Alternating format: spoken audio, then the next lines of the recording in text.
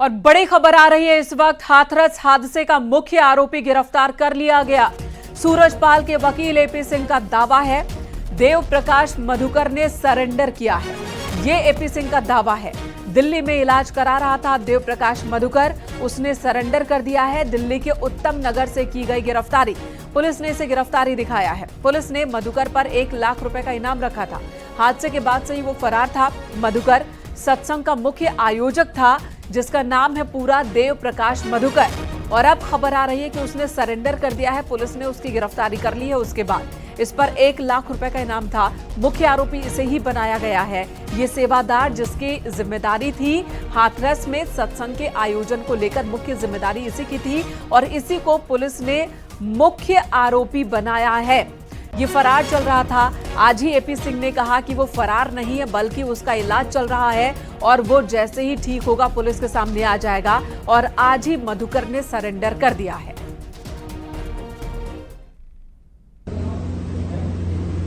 हाथरस प्रकरण में जो एफआईआर में नामजद किए थे देव प्रकाश मधुकर, जिसे मुख्य आयोजक कहा गया था, आज हमने पुलिस को, एसआईटी को और एसटीएफ को यहां दिल्ली से उनके सामने, क्योंकि इलाज करा रहे थे, बुला के सरेंडर कर दिया है। ये मेरा वादा था कि हम कोई एंटीसिपेटरी बेल नहीं लगाएंगे, कोई एप्लीकेशन नहीं लगाएंगे और हम किसी कोर्ट में नहीं जाएंगे, क्योंकि हमने किया क्या, हमारा अपराध क्या है। वो इंजीनियर हैं, हार्ट पेशेंट थे। डॉक्टरों ने कहा ठीक अब थोड़ी सी स्थित है। हमने बिना किसी देर लगाए, लोग कहते अगले दिन, हमने आज वादा किया था, आज आप लोगों से कहा था कि हम देव प्रकाश मधुकर को सरेंडर करेंगे, पुलिस के सामने ले जाएंगे, पूछताछ करें, इन्वेस्टिगेशन में भाग लें, जांच में भाग लें। हमने उनको सौंप दिया है एसआईटी को और उत्तर प्रदेश पुलिस को। अब वो पूरी जांच कर लें, स्टेटमेंट कर लें, बयान कर लें, रिकॉर्ड कर लें। अब ये उनकी अपनी इच्छा है। हाँ, उनका स्वास्थ्य ध्यान रखा जाए, हार्ट पेशेंट है, कोई चीज उनके साथ गलत ना हो,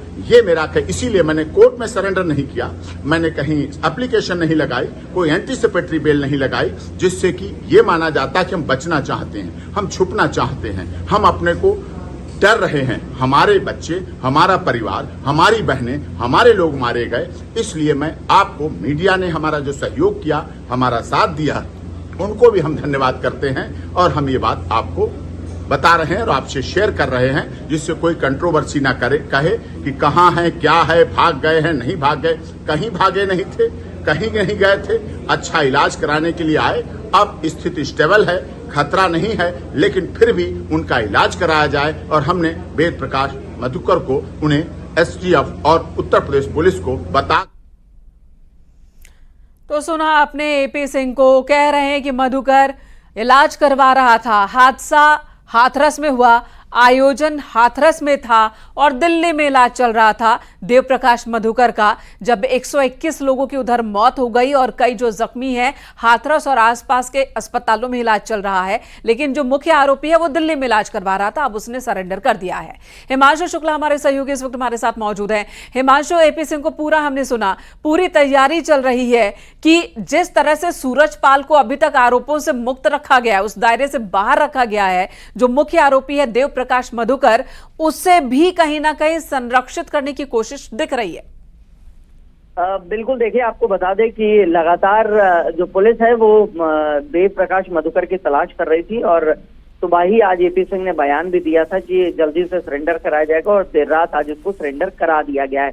देखिए आपको बता दें कि जिस तरीके के बयान एपी सिंह ने दिए हैं, जो वादा किया उसे निभाया गया और इसके अलावा ये बयान भी दिया गया कि उसकी हार्ट पेशेंट है, लिहाजा उसका ख्याल रखा जाए। जो मुख्य आरोपी है, पुलिस ने मुख्य आरोपी बनाया है, आयोजक का फॉल्ट माना है। इनिशियल जो एसआईटी की प्रिलिमिनरी रिपोर्ट है जो शासन को सौंपी गई थी, उसमें भी आयोजकों का फॉल्ट माना गया था और उनकी नेग्लिजेंस की वजह से 121 लोगों की दर्दनाक मौत हुई थी। लेकिन इन सब के बीच लगातार दबिश भी दी जा रही थी और क्योंकि 1 लाख रुपए का इनामी था मधुकर, लिहाजा पुलिस और एसआईटी की टीम, इसके अलावा एसटीएफ, नोएडा एसटीएफ, ये तमाम एजेंसी लगी हुई थी। बिल्कुल हिमांशु, जिस तरह से ये मामला तूल पकड़ता जा रहा था, उससे आज नहीं तो कल देव प्रकाश की गिरफ्तारी होनी ही थी, तो सरेंडर किया उसने। क्या ये पता चल पाया कि हाथरस में हादसे के बाद ये इलाज के लिए दिल्ली कब पहुंच गया? बिल्कुल देखिए, आपको बता दें ये संभवतः जिस तरीके से सिनेरियो क्रिएट किया गया, ऐसा लग रहा है सोची समझी रणनीति के तहत कराया गया है। और शुरुआती तौर में जब एपी सिंह यहाँ आए थे तो उस दौरान भी उन्होंने यही बयान दिया था और उन्होंने ये कहा था कि मधुकर की तबीयत खराब है, वो अस्वस्थ है, हार्ट पेशेंट है, लिहाजा उसका इलाज चल रहा है, जल्दी उसको वो पुलिस के सामने पेश होगा। और अब एकदम से बयान जारी किया जाता है कि एसटीएफ को और एसआईटी को सौंप दिया गया है। लिहाजा ये लगता है कि जो आरोपी है उसने सोची समझी रणनीति के तहत इस चीज को अंजाम दिया है और अब उसने सरेंडर किया है। पुलिस ने उसे गिरफ्तार कर लिया है, एसआईटी की टीम, और जल्दी उसे हाथरस लाया जाएगा। देखिए, मुख्य आरोपी है, आयोजक करता था, लिहाजा उससे तमाम सवाल होंगे जो आपके, मेरे और आम जनता के मन में, जहन में सवाल हैं कि आखिर जो लैग था वो कहाँ रह गया, जो कंफ्यूजन था वो कहाँ रह गया और क्यों जिस तरीके से गरुड़ सेना, हरिवाहक और तमाम जो सेनाएं बनाई गई थी ब्लैक कमांडो की, वो काम करती थी, लेकिन वहां पे पुलिस की एंट्री, प्रशासनिक अधिकारियों की एंट्री बैन थी, क्यों वीडियो नहीं बनाने दिया जाता था। ये तमाम बड़े सवाल हैं जो मधुकर से पूछे जाएंगे। हिमांशु, आज ही इस मामले में SC/ST एक्ट भी जोड़ दिया गया है FIR में। अब जब मधुकर पुलिस की गिरफ्त में है, 6 लोगों की गिरफ्तारी पहले हुई है, कितनी मुश्किल कंडीशन में ये सभी हैं? देखिए, जाहिर तौर पे आपको बता दें, जो धाराओं में मुकदमा इनिशियली भी दर्ज किया गया था वो बेहद गंभीर धाराएं हैं और जिस तरीके से 121 लोगों की मौत हुई तो जिम्मेदारी तय करनी होगी और एसआईटी की प्रिलिमिनरी रिपोर्ट जो 24 घंटे में शासन को प्रस्तुत करनी होती है, उसमें भी ये माना गया है कि इनिशियली जो लापरवाही है वो आयोजक कर्ताओं की तरफ से थी, लिहाजा उसमें अहम कड़ी मधुकर हो जाता है। मधुकर से अब पूछताछ की जाएगी। इसमें जो तमाम वरिष्ठ अधिकारी एसआईटी की टीम गठित है, जिसमें एडीजी अनुपम कुलश्रेष्ठ है, इसके अलावा मंडलायुक्त चैत्रा वी हैं और जो यहाँ के और भी पुलिस के सीनियर अफसर है, आईजी रेंज है शलम माथुर, ये तमाम लोग अब मधुकर ने सरेंडर किया है, पुलिस उसे गिरफ्तार करके ला रही है और अब उससे पूछताछ की जाएगी। जो तमाम राज है उनसे पर्दा उठेगा। आयोजकों की कमी रह गई, एलआईयू की रिपोर्ट में कमी रह गई, पुलिस जो है उसने अनदेखा किया एलआईयू की रिपोर्ट में, या जो प्रशासनिक अधिकारियों की हीला हवाली थी, क्या ये तमाम बड़े सवाल है। देखिए, अब तक कोई कार्रवाई नहीं की गई है, ये समझना बहुत जरूरी होगा कि 121 लोगों की दर्दनाक मौत हो जाती है, लेकिन प्रशासनिक स्तर पे, पुलिस के स्तर पे अब तक कोई भी कार्रवाई नहीं होती है। हिमांशु, 6 सेवादारों की गिरफ्तारी हुई अब तक की जो बड़ी कार्रवाई कहें, और अब देव प्रकाश मधुकर ने सरेंडर किया है। पुलिस ने गिरफ्तार नहीं किया बल्कि वो सरेंडर किया, जिसके बाद गिरफ्तारी दिखाई जा रही है। और इस घटना के होने के बाद से ही, चाहे पक्ष हो या विपक्ष हो या पुलिस वाले हो, प्रेस कॉन्फ्रेंस भी देखे तो ऐसा लगता है कि सूरजपाल को बचाने की ही कोशिश चल रही है और कुछ इसी तरह से एक्शन लेने की कोशिश हो रही है कि सूरजपाल बाहर रहे और फिर जो करना है इसके अंदर ही कर ले। अब जाहिर सी बात है, यहां पॉलिटिकल प्रेशर भी है, कहीं ना कहीं वोट बैंक की राजनीति भी है। यही वजह है कि पक्ष और विपक्ष हो, कोई भी खुलकर सूरजपाल के खिलाफ तो नहीं बोल रहा है। अब जब गिरफ्तारी मधुकर की हुई है तो क्या कहें कि यही बलि का बकरा बनने वाला है? बिल्कुल, देखिए, आपने बहुत महत्वपूर्ण बात की है। आज जब सुबह राहुल गांधी आए थे अपनी विजिट के दौरान और पीड़ित परिवारों से मिले थे, उस दौरान भी मीडिया ने बड़ा सवाल पूछा था और उन्होंने उस सवाल को नजरअंदाज किया कि बाबा की गिरफ्तारी को लेकर बाबा पर शिकंजा कसा जाए, इस पर आप क्या कहना चाहेंगे, या बाबा दोषी है या नहीं। इस तमाम तरीके के सवाल राहुल गांधी के सामने किए गए थे, लेकिन राहुल गांधी ने उन सवालों को दरकिनार किया है।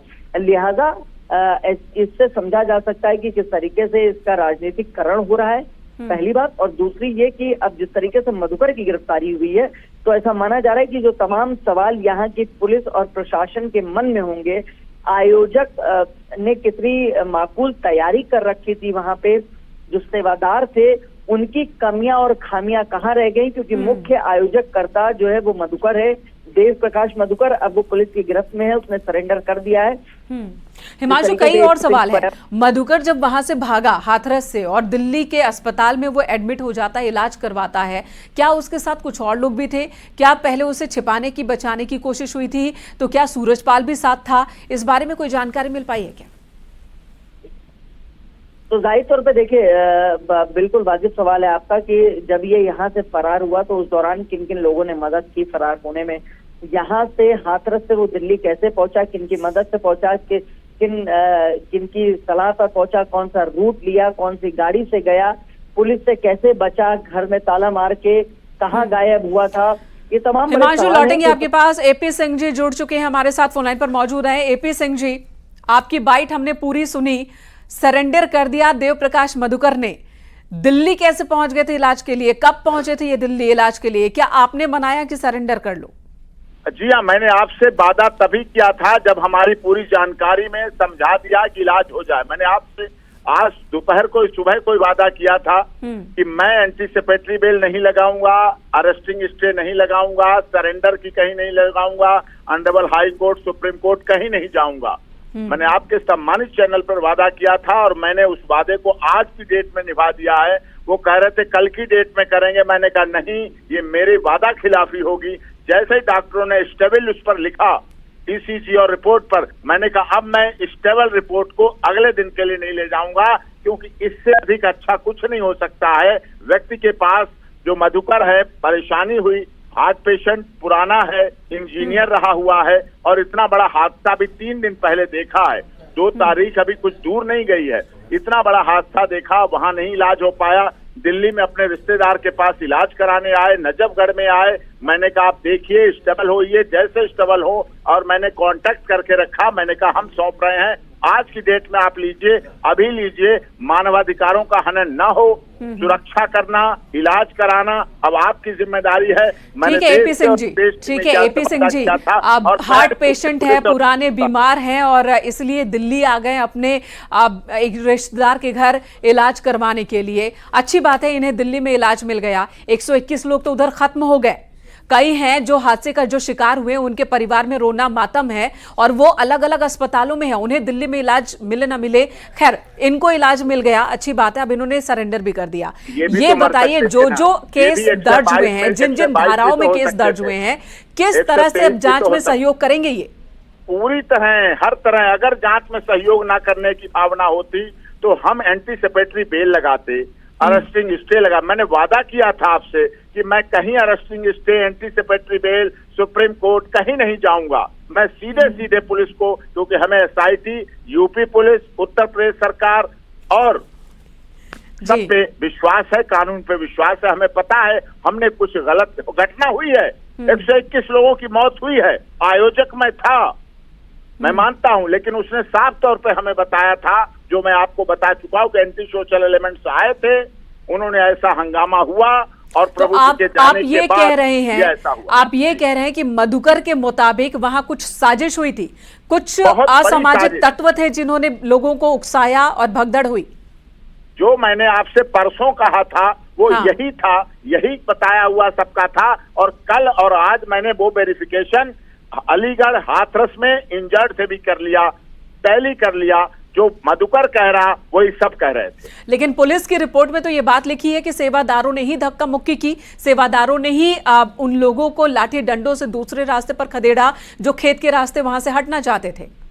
पुलिस तो कह रही हम थे ही नहीं, हमें अंदर घुस। 2 बातें हैं, पुलिस कह रही आपसे हमने घुसने नहीं दिया, हमें आने नहीं दिया। अब ऐसे कहेंगे तो अलग उनकी इच्छा है, खैर वो अलग बात है, लेकिन हम सीधे सच्ची वाली बात है, नारायण साकार हरि के भक्त अनुयायी सत्य के मार्ग पर चलते हैं। जो सत्य था बता दिया, ना हमें गिरफ्तारी से बचने की जरूरत थी, ना वहां हमें कई चश्मदीद थे, वहां कई थी। लोग थे, वो भी कह रहे थे कि फोटो नहीं खींचने दिया जा रहा था और सेवादारों ने धक्का मुक्की की। जिन घरों में मातम है उनमें कई लोग ऐसे हैं जब ये कह रहे हैं कि अब उन्हें कोई आस्था नारायण हरि में नहीं रह गई है, अब उनकी आस्था खत्म हो चुकी है।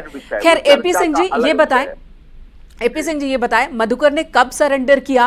क्या कुछ वीडियोस भी आपने बनाए हैं? और जो बात आप लोग कह रहे हैं क्या उसका भी कोई सबूत है? जब मैंने मैसेज किया आपको, तभी उसी समय मैंने सबसे पहले आपसे जो वादा किया था वो मैंने आपको मैसेज किया है, सभी को मैसेज मिला है। उसके बाद से, क्योंकि जैसे ही डॉक्टर की, अब हम लेट करते तो बात सही नहीं थी, उसको हमने आपको शेयर कर दिया और अपना दायित्व जिम्मेदारी निभा दी है। SC ST एक्ट भी जुड़ चुका है इस मामले में, कितनी मुश्किल होने वाली है आपके मुवक्किल को? नहीं, SC ST एक्ट जुड़ा है तो SC तो ये भी है, मधुकर भी SC है, SC मधुकर भी हैं। दलित समाज बहुत है और खुद अगर देखिए, संत की कभी जाति नहीं होती है, संत का कभी कुछ नहीं होता है, सब संत नारायण साकार हरि के अनुयायी हैं, अनुचर हैं। लेकिन SC की बात मैं नहीं करता, ये तो कानून की बात है, लेकिन एससी तो मधुकर भी हैं। ठीक है एपी सिंह जी, एक और सवाल है। डैमेज कंट्रोल की कोशिश भी अब ट्रस्ट की ओर से शुरू हो चुकी है। ये अनाउंस किया गया कि जो बच्चे हैं पीड़ित परिवार के, उन बच्चों की पढ़ाई का खर्च, शादी का खर्च वो ट्रस्ट की ओर से उठाया जाएगा। क्या ये आइडिया भी आपने दिया ट्रस्ट को? नहीं, बिल्कुल नहीं, ये आइडिया नहीं है, ये दर्द है, ये दुख है, ये भावना है, ये आत्मसात करने वाली बात है। किस तरह से कैसे हमारी जिला स्तर की कमेटियों ने हमसे कहा कि हम बिल्कुल तन मन धन से अपने परिवार की तरह जिन मृतकों के साथ हुआ उनके साथ सहयोग करेंगे और इंजर्ड के साथ तब तक सहयोग करेंगे जब तक उनके परिवार के लोग और इंजर्ड सही नहीं हो जाते हैं। ये आइडिया नहीं है, ये भावना है, ये भाव है। ठीक है, देर से ही सही ये भाव सामने तो आया कम से कम, नहीं तो हादसे के बाद से ही सूरजपाल तो लापता हैं, वो तो लापता हैं। कम से कम मधुकर ने सरेंडर किया और ट्रस्ट की ओर से ये बयान भी आया। धन्यवाद एपी सिंह जी न्यूज़ 18 से बात करने के लिए। तो मधुकर ने आज सरेंडर कर दिया, दिल्ली में सरेंडर किया और अब ये कहा जा रहा है कि जांच में हम पूरी तरह से सहयोग करेंगे।